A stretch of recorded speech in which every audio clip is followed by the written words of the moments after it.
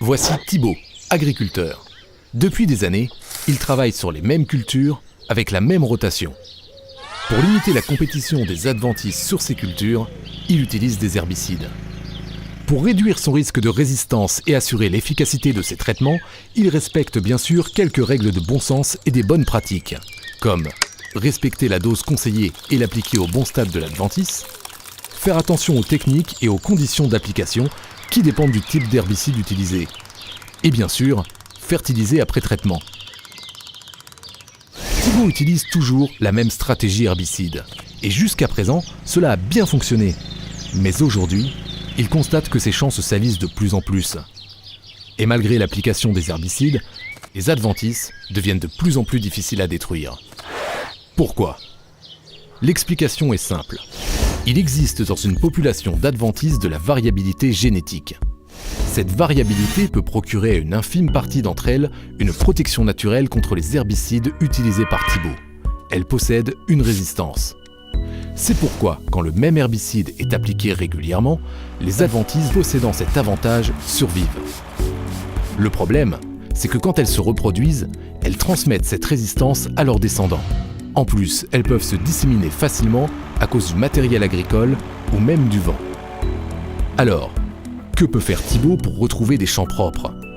Il dispose de nombreux outils pour gérer cette résistance. Tout d'abord, il peut jouer avec tout un panel de leviers agronomiques. L'un d'entre eux est l'augmentation du nombre d'espèces cultivées dans la rotation.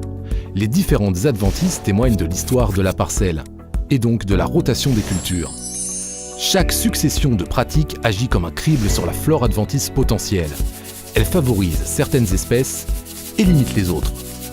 Beaucoup d'espèces d'adventices dépendent par exemple de l'époque préférentielle de levée des cultures. Alterner les cultures d'hiver et de printemps permet donc de rompre leur cycle. Autre levier de gestion des adventices, le travail du sol. La diversification de la rotation augmente le nombre de possibilités. Le labour occasionnel, tous les 3-4 ans, permet d'enfouir une grande majorité des graines. Une bonne chose, puisque de nombreuses espèces, notamment les graminées, perdent leur viabilité en profondeur. Les déchômages et les faux semis permettent quant à eux de faire lever les adventices en dehors de la période de culture, ce qui réduit leur stock semencier. Autre levier, retarder la date de semis. Cela permet d'esquiver efficacement la levée de certaines mauvaises herbes avant la fin du créneau de semis possible de la culture. Cette technique est efficace contre les graminées adventices sur céréales ou l'ambroisie en culture de printemps, surtout quand elle est conjuguée aux faux semis. Enfin, Thibaut peut profiter de plusieurs outils de désherbage mécanique. Il faut cependant les choisir selon les adventices ciblés, mais aussi selon les cultures. Par exemple, pour être efficace, la hercétrille et la houe rotative doivent se passer sur des adventices jeunes.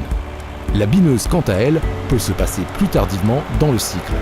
Attention cependant à éviter le stade levé cotylédon de la culture pour ne pas l'endommager.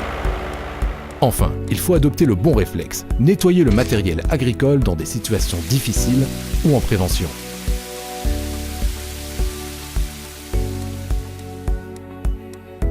Pour terminer, il faut aussi penser à changer le mode d'action herbicide. Ces modes d'action sont identifiés par groupe HRAC et agissent chacun de manière différente sur la physiologie de l'adventice. En utilisant des produits avec des modes d'action différents, on peut détruire des adventices présentant des résistances. Notre agriculteur peut connaître ces modes d'action de différentes manières. Et grâce à ces différentes pratiques et solutions, Thibaut a pu contrer sa problématique de désherbage et lutter contre la propagation des adventices résistantes.